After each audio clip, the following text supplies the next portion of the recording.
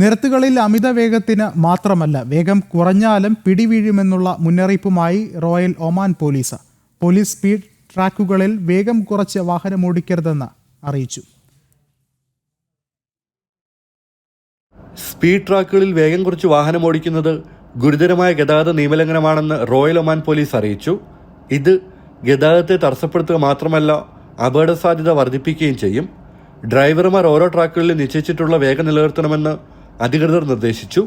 വേഗം കുറച്ച് വാഹനം ഓടിക്കാൻ ആഗ്രഹിക്കുന്നവർക്ക് അത്തരം ട്രാക്കുകൾ തിരഞ്ഞെടുക്കാം. അല്ലെങ്കിൽ സ്വന്തം സുരക്ഷയും മറ്റുള്ളവരുടെ ജീവനും ആപത്തിലാകും.